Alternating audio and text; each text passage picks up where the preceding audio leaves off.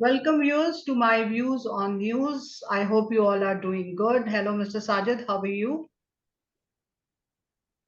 I'm fine, Mr. Ma. How are you? How are the viewers? Let me tell you one thing, Mr. Ma, that viewers are showing interest in these sessions, in these videos.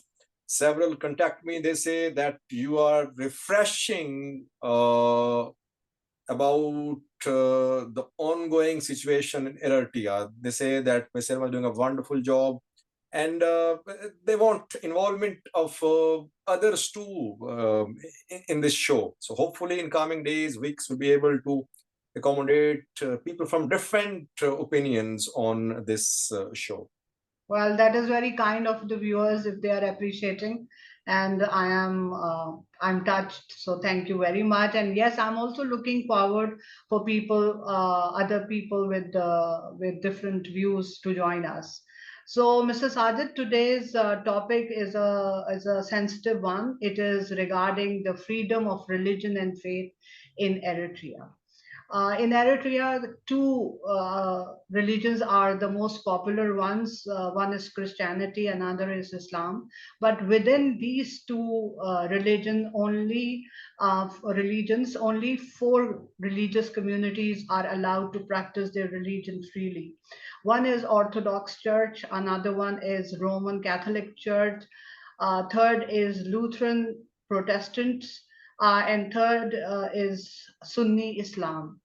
Other than these four religious communities, nobody is allowed to practice their religion freely in Eritrea. And if they want to do so, then they have to get themselves registered, their religion registered by the government, and seek permission to practice their religion. Now, it has been observed that when such groups tried to seek the permission, they did not get positive response from the government. On the other hand, they had to give the personal information of each and every person who followed that particular faith to the government, which was again exploited by the government. Now, the religious groups are prohibited to get involved in political decisions by law in or Eritrea, and human rights NGOs report on international religious freedom in Eritrea. This report was published on June 2nd, 2022, stated that 130 to 1,000 individuals are detained by the government because of their faith. This number could not get confirmed because of the lack of transparency from the government. So, my first question to you is that is Mr. Isaias Afwerki himself a man of faith? Does he follow any religion? Is he religious? Uh, I don't know about his religious affiliation. But I do know about the role which he gives to religion in state function. What matters for me and for you is he accommodative of all religions? And does his personal belief, his personal faith influence his decision making? That is important. Everyone has religion to follow. Some are atheists too, but definitely he's not atheist. Uh, People say he's orthodox. I don't know. But what I know is that I have not seen him make decisions influenced by religion. I have not seen that. If it's happening, maybe I am not aware of it. So religion is not a major uh, uh, it is not a major contributor in Isaias Afwerki's decision making. He Okay. does not think like a passionate follower of a particular denomination. What matters for him is his control, his government. Religion does not matter for him personally and on state level as well. So that is why this question for me is irrelevant. I can only say that his religious affiliation does not influence his decision making. All right. Now, in Christianity, the most popular religious group in Eritrea is Orthodox Church. So, how is the government supporting? Are they supporting it in any way because it is the most popular one? Anyone popular or having potential to be popular will never be supported by the branded, because popular, strong institutions, individuals are seen as threat to the government. That has been his policy since day one.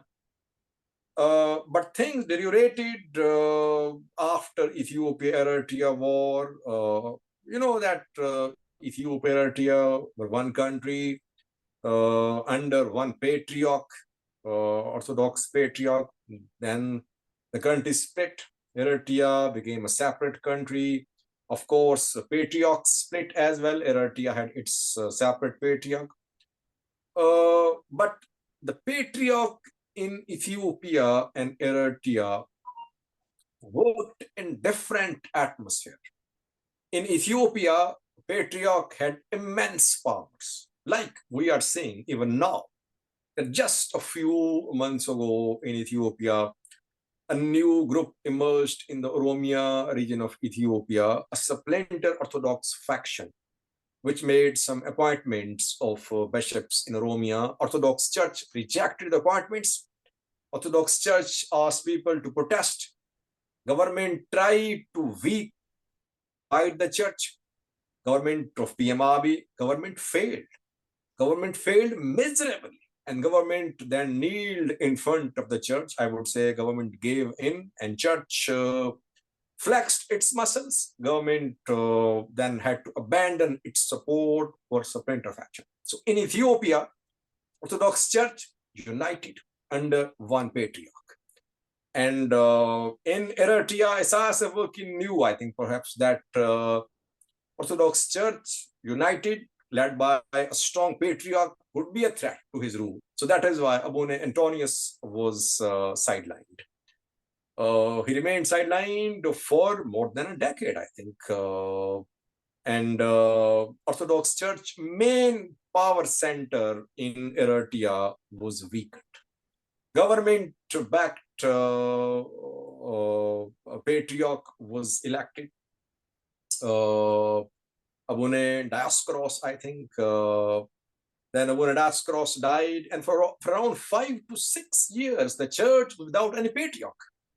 Then Abune Kirlos was appointed as the patriarch, and he died after, I think he was patriarch for almost a year. He died, I think, last year. So, if the church remained without patriarch for more than 5 years, it means that the government wanted the church to be without patriarch.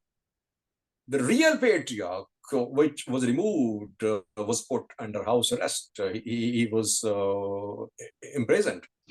So Isaias Afwerki's government did not allow Orthodox Church to be as strong as we are seeing in Ethiopia. And I have not heard of a new patriarch after the death of Abune Kirlos. Who is new patriarch? No one knows.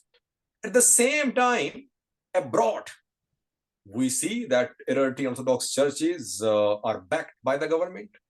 And the churches in Uganda, in African countries, in Europe, in America, they have state support because they are a way of spreading state's narrative abroad. But in Eritrea, you know what is happening, that Orthodox Church was not allowed to remain united and strong by Isaias Afwerki's government. So it means that the most popular religious community, and apparently maybe Mr. Asayas Afwerki is following the same religious belief. We are not sure, but even they are suffering. So my next question is that the government continued to single out Jahwa witnesses for particularly harsh treatment because of their blanket refusal to vote in 1993 referendum on the country's independence, and later on they refused to participate in forced national service. Since then they have been sidelined, they have been mistreated, they have been tortured, and few have been detained for many, many years. So this group has been targeted. Is there any other group which has been targeted? What is the general condition of the religious freedom in Eritrea, in your view? Well, as you mentioned, four denominations, religious denominations, are allowed to practice religion publicly, freely.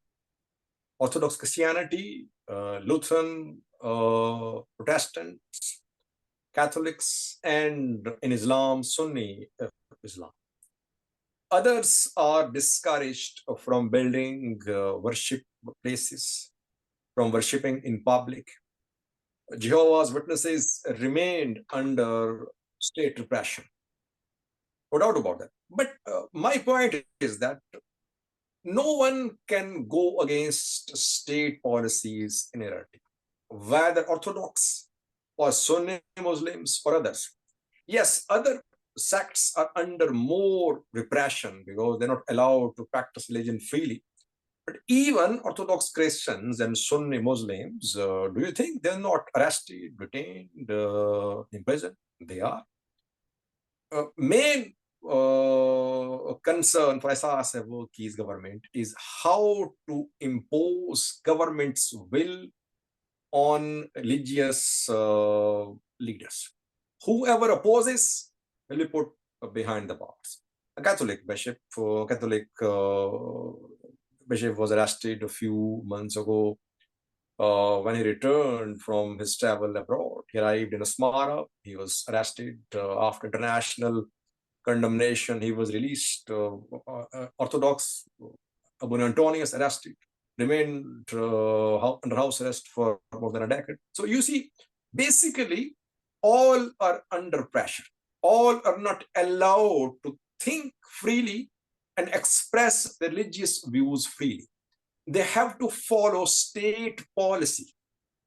This is the main issue. But other sects like Jehovah's Witnesses, etc., they are going through hard times. They're suffering because they're facing multiple challenges in Eritrea. So overall, it has nothing to do with religion. The government is just focusing on its control and power, and not giving due regard to any religion. It means the ones who are permitted, the four denominations, even they are not given the due regard. Is that true? Yeah, you're right. What matters is for Isaias Afwerki's government is to ensure that all religious leaders follow state instructions. Whoever goes against the state will not be allowed to be a leader of the particular sect. He or she is vulnerable to state action. That is what is happening. And Isaias Afwerki's government perhaps believes that religion, if allowed to be practiced freely, leads to divisions. Society splits, hatred spreads. And same is their view about ethnicity, that if people are allowed to practice their ethnicity freely, and if ethnicity becomes part of decision making at state level, it leads to spreading of hatred. It leads to hatred. For a nation to be united, religion and ethnicity should not have major roles to play. And by the way, this the concept is very close to that of held by modern world. In one way, you can see that developed countries, their religion, ethnicity don't matter. But problem in Eritrea is that everything is imposed by force. So if people want to practice their religion freely, they are forced to abandon the public worshipping, public construction of worship places. So that is why what we are seeing is that basically it is state which is controlling religion. Orthodox patriarch, Protestants, Roman Catholic elders, they cannot do anything, they cannot say anything, they cannot go against state policies. Mr. Sajid, is there no international pressure on Eritrean government because of their this this treatment to different religious communities? Are they not Well, being pressurized by any other country? international is a term, international, a word. But you see, the international community is always split. There is a conflict, struggle for power between global powers of the world. And whenever there is an issue in any part of the world, you see that international community divides. In Eritrea, Russia supporting Eritrea. Russia does not have any concern if Jehovah's Witnesses, Protestants are being mistreated. China backing Eritrea. No statement of condemnation for religious lack of freedom in Eritrea.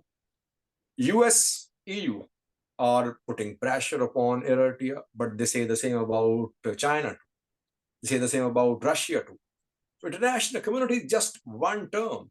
International community is never united behind any issue. And Eritrea has sustained lots of international pressure. You saw that it was put under sanctions. In Africa, it was sidelined. It withdrew from IGAD, and it became almost isolated. So Eritrea is used to handling international pressure. But in the end, this international pressure, heat of this pressure is felt by Eritrean people. Why? Because when sanctions are imposed, when no grants are allocated for Eritrea, when investment is discouraged in Eritrea, who will suffer? In the end, the people, the masses suffer, rulers remain in power. So on a weekly, monthly basis, we see reports from Human Rights Watch, from Amnesty International. They speak in detail about lack of religious freedom in Eritrea. Nothing happens. No one can bring about a change in Eritrea. I mean, internationally, we should not expect US, EU, UN to bring about a change in Eritrea. Well, thank you very much, Mr. Sajid. Any closing remarks? Well, I don't know, whenever we do programs on Eritrea, in the end, it's a very gloomy conclusion that we reach. Sometimes I feel bad that there's nothing good to share with the people. There should be a ray of hope for the people of Eritrea, and I always address Eritrean diaspora. Yes, you're so Wealthy, right. You're absolutely so right because the feeling is mutual. Whenever I pick up a topic to research so that I can ask you questions, it is always a very grim picture. And yes, we need to give some kind of optimism to the people of Eritrea, something to look forward to, something as you say, the ray of hope. So yes, that's very very true. Thank you, Mr. Sajid, and thank you, viewers. We'll be looking forward for your comments and feedback. Please don't forget to write to us. See you next week. Bye for now. thank you. Bye-bye.